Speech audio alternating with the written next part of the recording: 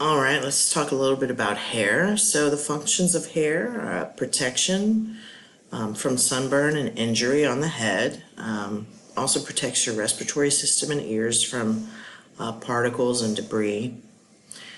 Helps you retain heat, prevents the loss of heat from the scalp in particular. Helps with sensory reception. The root hair plexuses detect light touch. And then visual identification, so it helps you identify age or sex in specific individuals.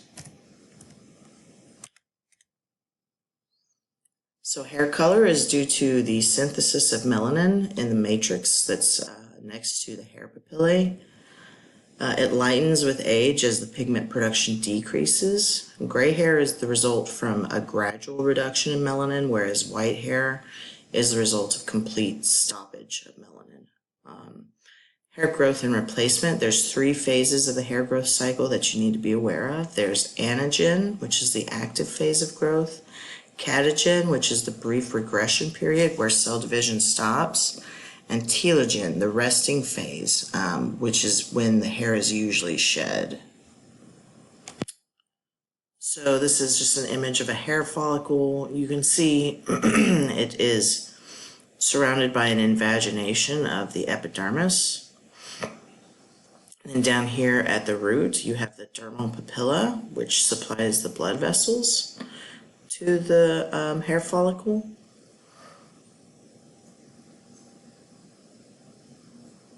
Now, I'm not entirely sure why this image shows the root of the follicle being in the hypodermis. So just ignore this hypodermis here. This should all be dermis that the follicle is in.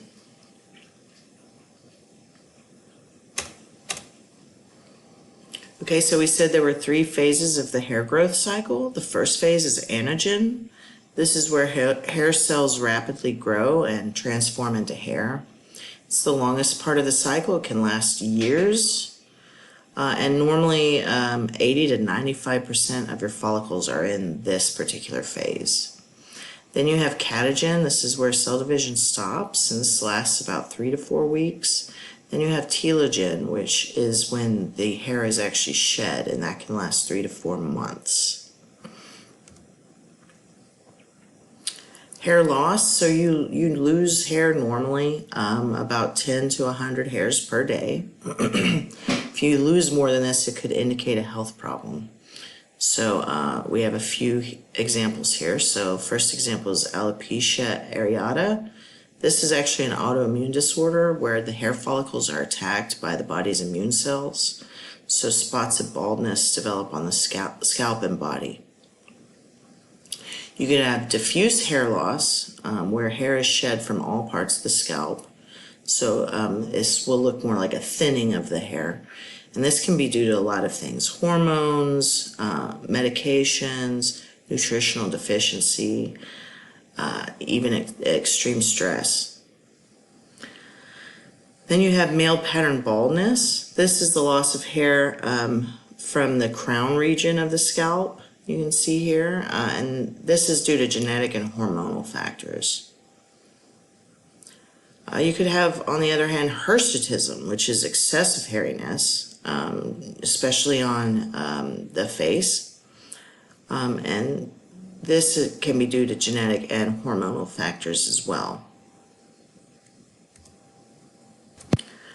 So the skin houses many types of exocrine glands. And remember, exocrine has a duct, and the secretions make it to the outside of the body. And the most common types of exocrine glands you'll see will be sweat glands and sebaceous glands. And of the sweat glands, we have 2 types: the merocrine, these are also called eccrine sweat glands, and the apocrine sweat glands. So merocrine sweat glands, these are the most numerous sweat glands, and they're widely distributed. Their major function is in thermoregulation. So they regulate body temperature by evaporative cooling, right? They secrete sweat. Sweat is composed of 99% water and 1% other stuff. The other stuff is going to be electrolytes, metabolites, and waste products, okay? And the sweat glands respond to increases in body temperature. So as temperature increases, sweat production increases. Next, you have the apocrine sweat glands. These discharge secretions into hair follicles of the armpits, the chest, and the groin primarily. They produce a viscous, cloudy secretion that contains proteins and lipids. And that should make sense because, remember, apocrine means that the apical part of the cell is being pinched off to produce the secretions. So it would make sense that it contains proteins and lipids. And this is what produces body odor when it's acted on by bacteria in the skin. You start producing apocrine secretions during puberty. And these sweat glands respond more to emotional stimuli, so stress, fear, pain, sexual stimulation, right? Whereas the merocrine sweat glands respond to increases in body temperature.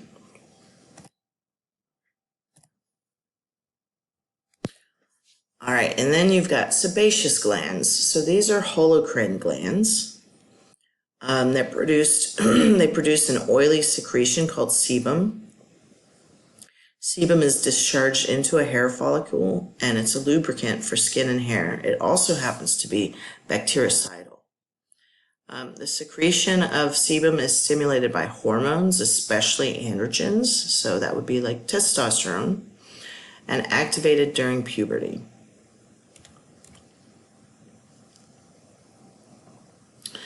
This is a much better image showing the hair follicle surrounded by sebaceous gland.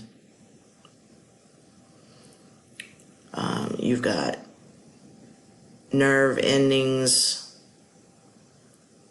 at the root of the hair follicle. You've got blood supply going up to the root of the hair follicle. You have a tactile or a sensory receptor here. This is an apocrine sweat gland, right? And this would be the duct going up. This is a merocrine sweat gland, and this is the duct going up. And note that the root of the hair follicle is anchored in the dermis, where it should be in this picture. Question, what is the primary function of sebaceous glands in the skin? Is it A, to regulate body temperature, B, produce sweat for excretion, C, secrete oil to lubricate and waterproof the skin, or D, protect against pathogens? Well, we know it's C, to secrete oil to lubricate and waterproof the skin. Also protects and lubricates the hair as well. Okay, what is the most widely distributed type of sweat gland? Apocrine, endocrine, ecrine or merocrine, or submucosal? Well, remember that it's merocrine, right? These are the true sweat glands that are secreting sweat. Apocrine, they secrete that apical substance from the cells, and they respond to emotional stimuli, not increases in body heat. Which body part lacks keratin? The hair, the skin, the nails, or the teeth? Well, hair, skin, and nails all contain keratin, so it has to be D, the teeth. All right, next we're going to talk about repair and regeneration of the integumentary system. So tissue is repaired in one of two ways, either regeneration or fibrosis. Regeneration is going to be the replacement of damaged or dead cells with the same cell type, and this is going to restore organ function. Fibrosis, on the other hand, occurs when cells are too damaged to regenerate. So the gap where those cells used to be is filled with fibrous tissue, which binds the damaged parts together, Collagen is what makes up the scar tissue and is produced by fibroblasts, and the functional activities of the organ in that area are not restored.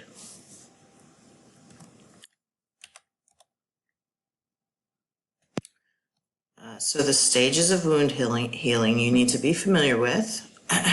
So first, damaged blood vessels are going to bleed into the wound. What this is going to do is it's going to bring platelets that are going to help form a blood clot and stop the bleeding. White blood cells, which are going to fight any pathogens that may have entered the wound, and they're also going to help clean cellular debris. And antibodies, which are also going to help fight any pathogens that enter the wound. Next, the blood clot forms and leukocytes come in and start cleaning the wound. The blood clot is a temporary barrier for pathogens, and it also stops the bleeding. Next, blood vessels regrow and granulation tissue is formed. So vascular connective tissue is initially what's formed in the wound while it's healing. Macrophages come in and remove the clotted blood, while fibroblasts produce new collagen. Finally, the epithelium regenerates around the wound, and the connective tissue is replaced by scar tissue or fibrosis. All right, so here you have the wound. So the cut vessels bleed into the wound. You have the blood clot forming and leukocytes coming in and cleaning the wound. And next you have blood vessels regrowing and granulation tissue forming. And then finally the epithelium regenerates. But beneath it you can see connective tissue fibrosis occurs.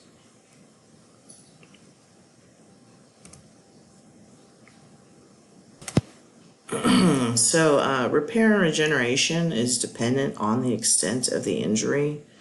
So a longer time is going to be needed for wider and deeper injuries.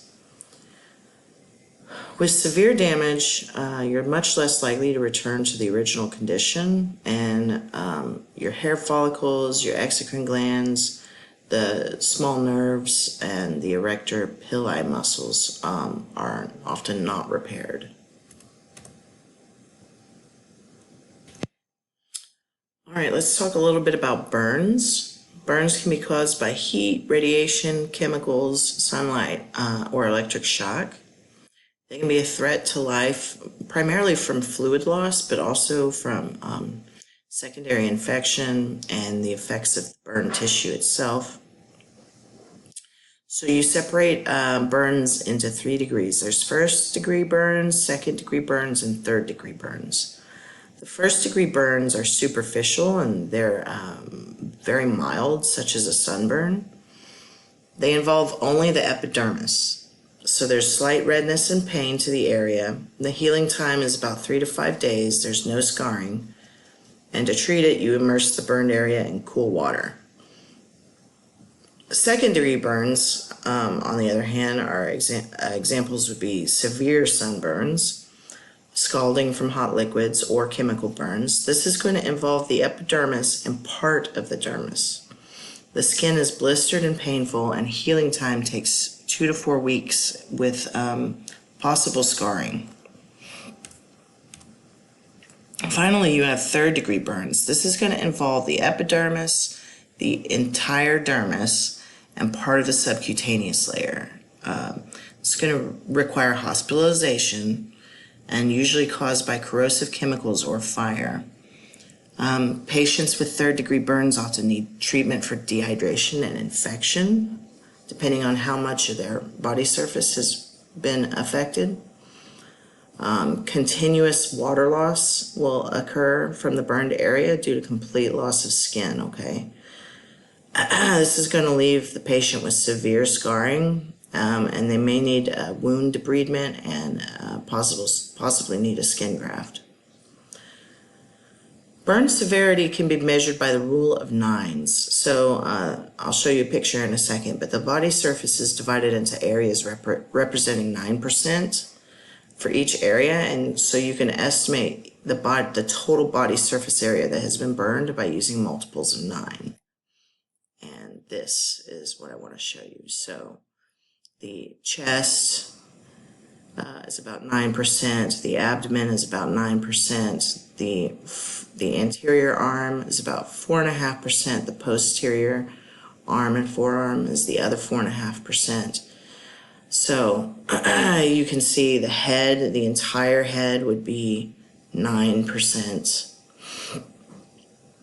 And if you add all of these areas up and the 1% for the groin area, you would get 100% total body surface area.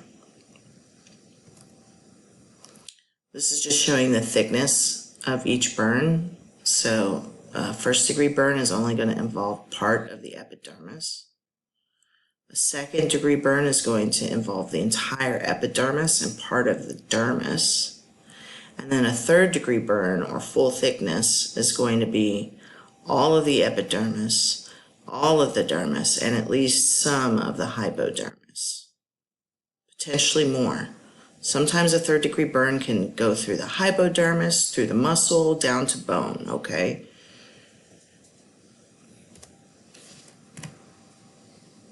So we said treatment for burns is primarily going to be managing fluid loss, and how much fluid is lost depends on how much area is affected by the burn.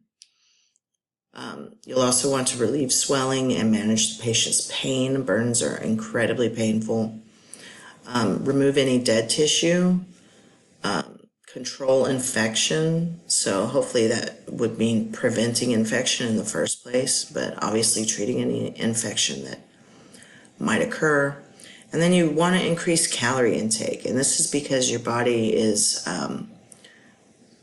rebuilding that area, right? So it needs calories, it needs energy in order to create new proteins to lay down, like the collagen, to lay down collagen in areas of fibrosis. So you need to increase your calorie intake so that your body can ramp up regenerative efforts. Okay, skin changes with aging. So you're going to have reduced number and activity of stem cells.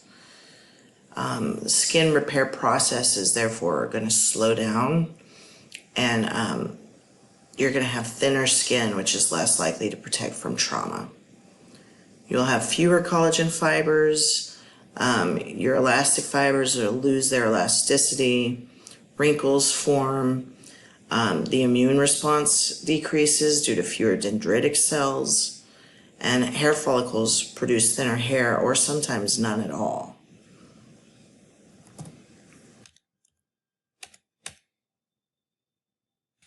With aging often comes the accumulation of skin damage from UV radiation. So UV radiation actually damages the DNA in the epidermal cells. This is going to accelerate aging, and it's the predominant factor in every type of skin cancer. Skin cancer is the most common type of cancer. It typically occurs on the head and neck in fair-skinned individuals. You can reduce your risk with sunscreen and by avoiding UV overexposure. And periodic skin exams are recommended if you're at high risk for skin cancer. So this is just showing you the three primary types of skin cancer. First, you have basal cell carcinoma. So this is going to affect the cells in your basal layer, right? It's the most common type of skin cancer. It seldom metastasizes, so it does not tend to spread anywhere else in the body. It originates in the stratum basale, and it usually occurs on the face, and treatment is surgical removal of the lesion. Squamous cell carcinoma, on the other hand, arises from keratinocytes of the stratum spinosum, okay?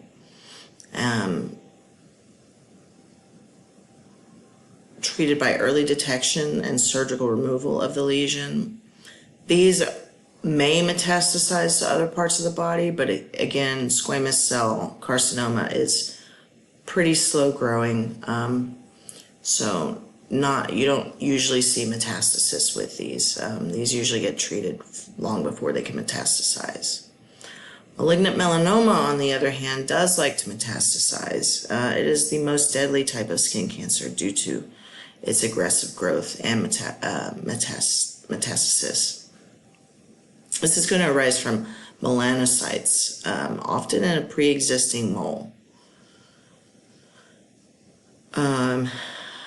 Survival rate is improved by early detection and surgical removal of lesion.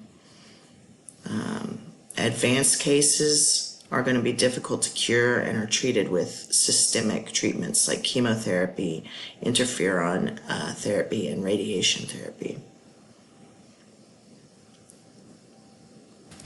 Okay, and when we check an area for melanoma, if we're looking at a mole and we're questioning, is this melanoma, we use the ABCDE rule. So A stands for asymmetry, so you're looking to see if the mole is asymmetric. If it is, that can suggest melanoma. B is for border. You're looking for notched, irregular, or ragged borders in a melanoma. C is for color. The color is often not uniform. There's often differing shades in the melanoma, and you can see that here. There's very dark shades on the outside, and then lighter brown and red shades on the inside. It's very splotchy, very different in coloration. D is for diameter. The affected area is larger than 6 millimeters or is growing larger. That's a big sign that could be a melanoma. And E is for evolving. So there have been changes in the size, shape, or color of a mole, or change in symptoms. Basically, if something is changing around this mole, you'd be highly suspicious that it's indeed a melanoma and not just a benign nevus.